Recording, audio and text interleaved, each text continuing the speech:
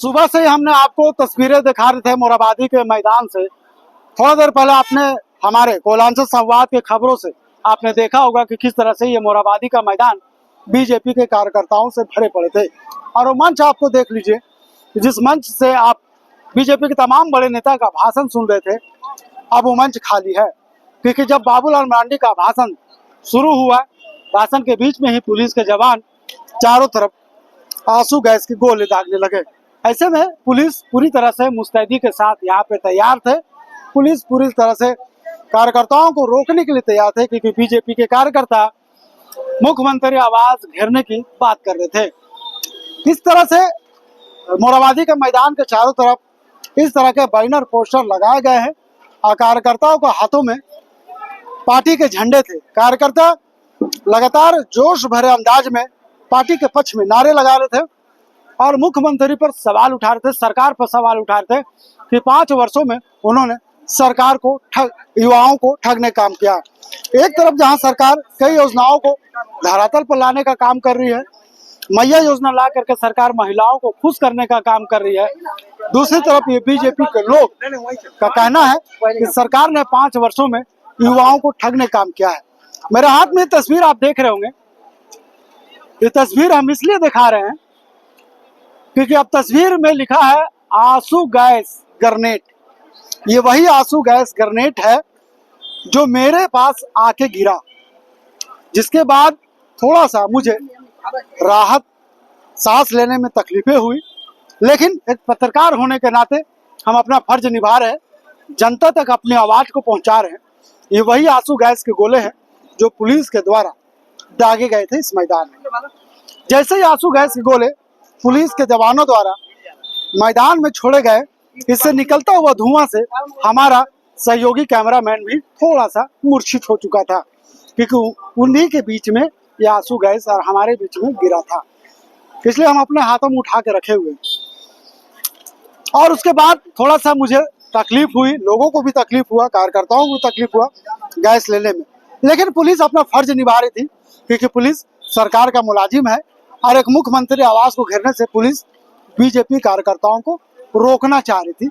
लेकिन बाबूलाल मरांडी के बीच में आंसू गैस के गोले गिरे, ग्रेनेड गिरे और उसके बाद कार्यकर्ता आक्रोशित हो गए और कार्यकर्ता बाबूलाल मरांडी भाषण बीच में ही छोड़ करके मंच से नीचे उतरे और आगे बढ़ने लगे।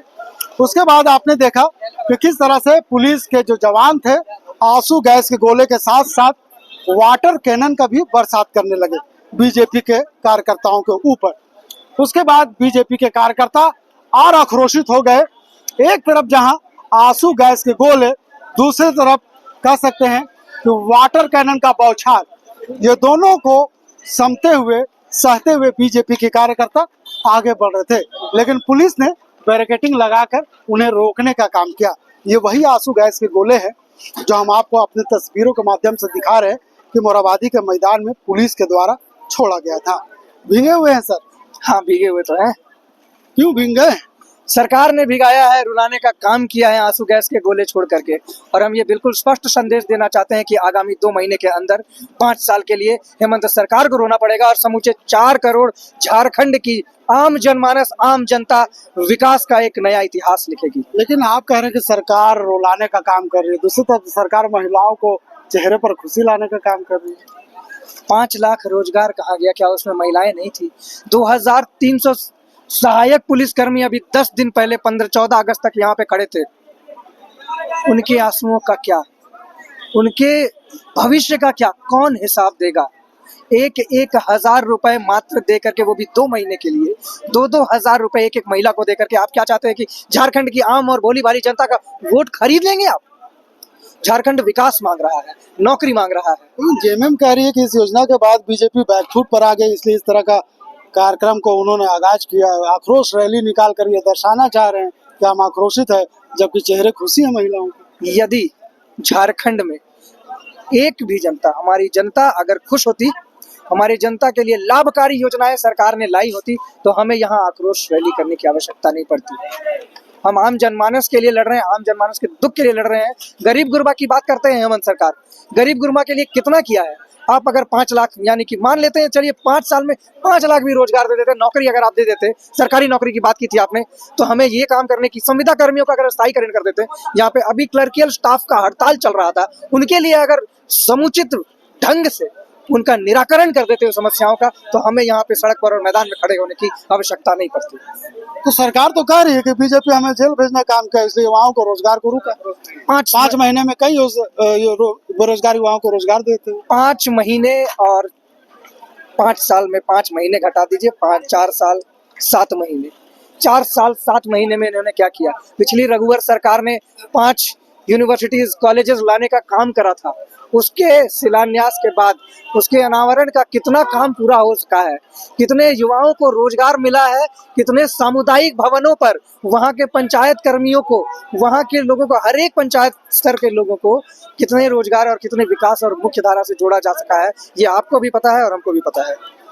ठीक है, पता है, लेकिन सरकार तो कह रही है कि इस तरह का बीजेपी सिर्फ वोट बैंक बनाने के लिए इस तरह का कार्यक्रम आयोजित कर रही है। उनकी जो मंशा है सफल नहीं हो पाएगी चुनाव में, क्योंकि जनता सरकार के पक्ष में खड़ी है। जनता अगर सरकार के पक्ष में खड़ी होती तो ये अश्रु गैस आपके सामने नहीं होता। ये गैस इसलिए है ताकि जनता को रुलाया जा सके, उनके गले को घोटा जा सके, उनकी आवाज को दबाई जा सके। ये हमेशा निरंकुश सरकार, हेमंत सरकार जब तक सत्ता में नहीं रहती है, वो आदिवासियों के हितों की बात करती है। संथाल परगना में कितने प्रतिशत आदिवासी रह गए हैं, कितना घुसपैठ हुआ है, ये आपसे और हमसे, पूरे के पूरे झारखंड से और राष्ट्र से छुपा हुआ नहीं है।